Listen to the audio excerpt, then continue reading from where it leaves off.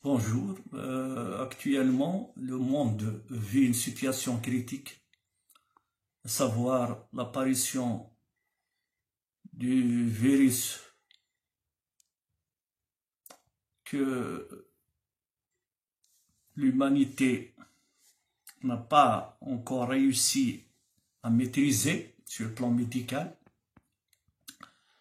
Donc, seul le confinement est le seul remède, ou du moins la seule condition actuelle pour atténuer les conséquences ou l'installation prolongée de ce virus qui tremble le monde entier. Il a fait beaucoup de victimes. Que leur âme repose en paix. Pour les malades, on leur souhaite un prompt rétablissement.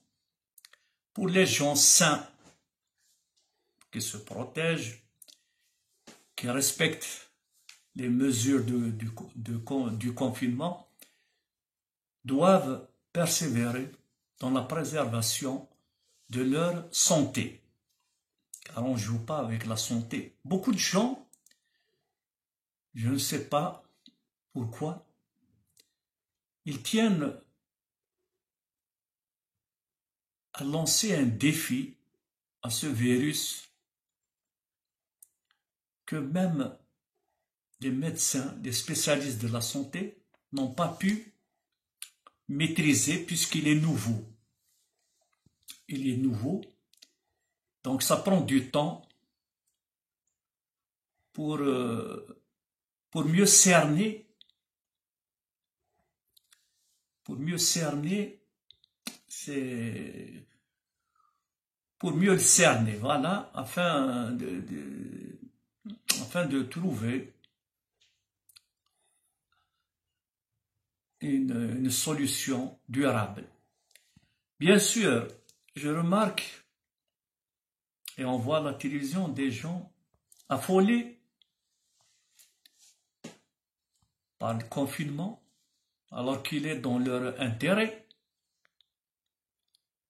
Ils sont pressés de retrouver la vie active, de retrouver le monde extérieur. C'est vrai, cette envie, nous la partageons tous. Mais, seul le confinement reste la seule solution pour freiner ce virus qui, semble-t-il, veut s'installer dans la durée. Alors, il faut que nous le combattions par cette arme, savoir le confinement.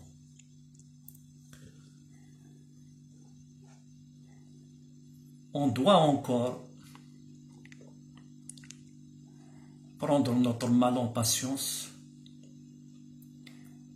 jusqu'à ce que ce virus parte et permette à l'humanité de retrouver son sourire et son espoir.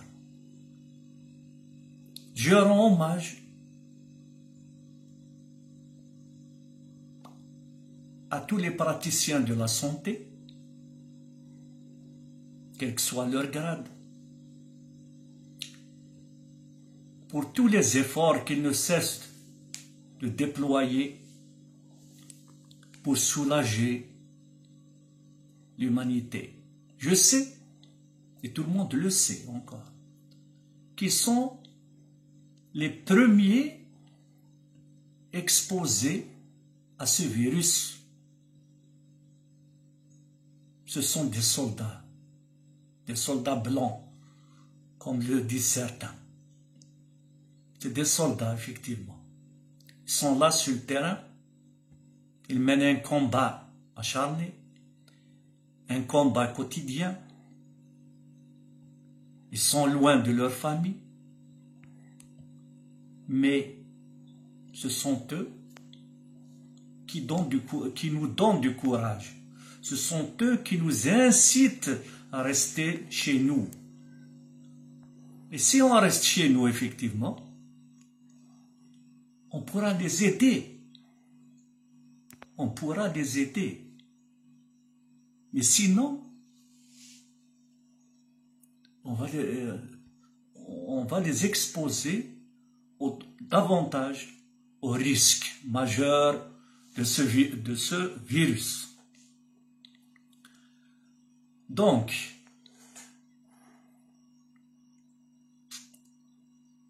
chacun de nous est interpellé par sa conscience, par son devoir, par son humanisme, afin de contribuer, afin d'être aux côtés de ceux qui souffrent le plus, à savoir les pauvres malheureux, les gens isolés, les malades. Nous sommes donc obligés par le devoir et la conscience d'aller à leur rencontre, d'aller à leur secours pour apaiser leur souffrance et leur inquiétude. C'est dans ces moments critiques, dans ces moments-là, que l'être humain montre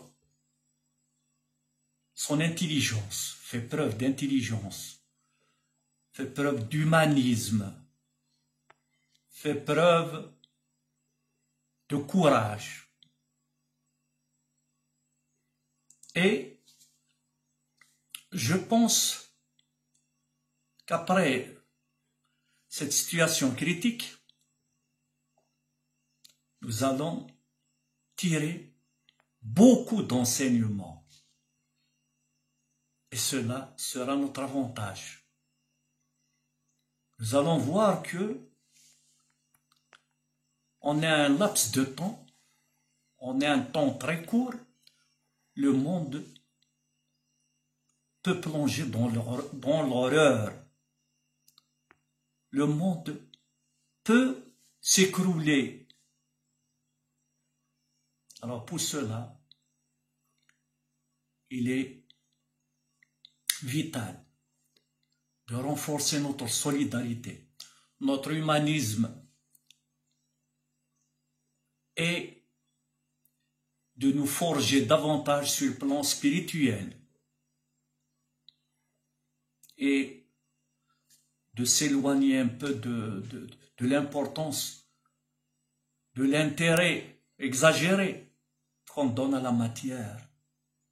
Vous voyez, nous sommes arrivés à un temps, à un moment où cette matière, c'est vrai, elle sert et nous a servi, mais elle n'a pas pu résoudre nos problèmes.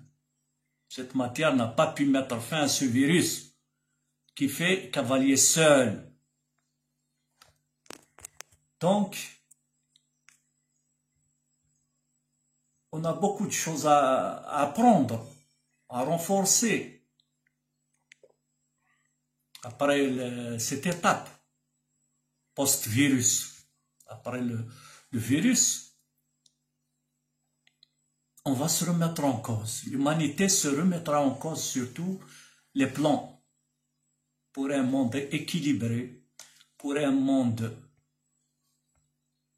sain, pour un monde égal, pour un monde d'échange, un monde de partage, un monde paisible. Alors, il y a un autre point sur lequel je veux insister, c'est cette rumeur. La rumeur, il y a des gens qui saisissent l'opportunité durant ces moments critiques pour semer la zizanie, pour répandre la rumeur plutôt. Et cette rumeur fait ravage. Selon mon avis, je peux dire que cette rumeur, elle est plus dangereuse que ce virus lui-même. Donc, je souhaite que ces gens qui répandent cette rumeur cessent de jouer avec du feu. Effectivement, répandre la rumeur, c'est jouer avec du feu.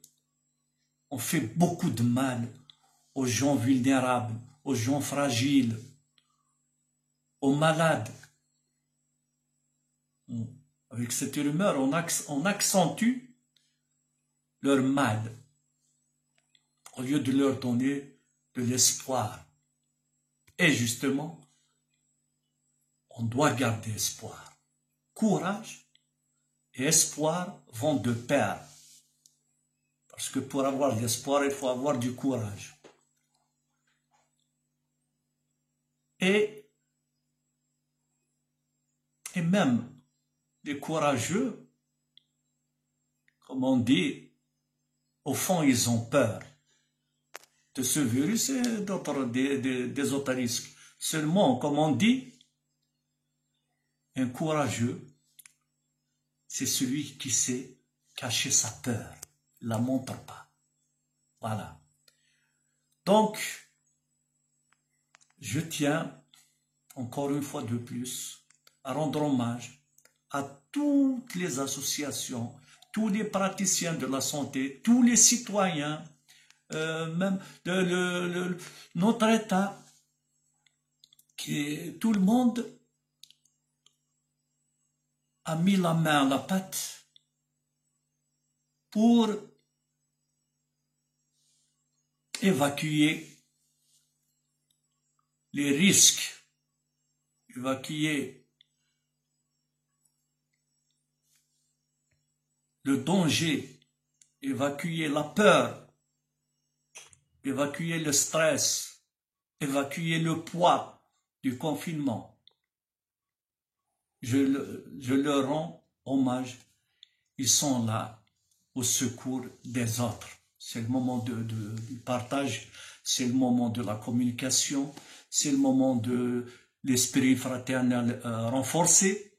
C'est le moment, c'est comme si le monde a marqué une halte pour se remettre en cause. Il a retrouvé enfin, et finalement, il a retrouvé ses repères, une vraie solidarité. Il a retrouvé l'engagement, il a retrouvé l'union. Dans ces moments, je parle de ce moment de crise, de ce moment critique que le virus nous a imposé, qu'il a imposé au monde entier. Donc, j'espère que, comme je l'ai dit au départ, que l'humanité préserve ses acquis. C'est pas une fois remonté à la surface, on oublie les risques de la profondeur, les risques que nous avons vécus au bas ou bien dans les profondeurs de l'océan. Enfin, l'histoire retiendra les gens qui ont accouru pour secourir leurs prochains, les gens qui n'ont ménagé aucun effort, que ce soit par leur argent, par le don en aliments, en nourriture, en couverture et autres, toute forme de don. Ces gens seront reconnus par l'histoire. C'est des gens qui n'ont pas hésité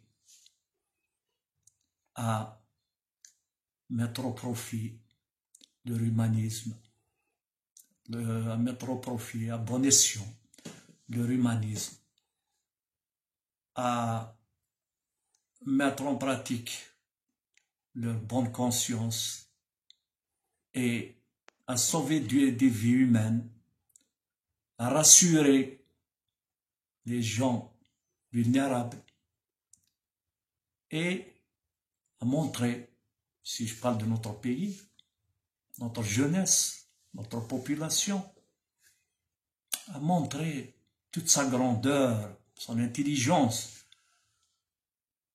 ses capacités.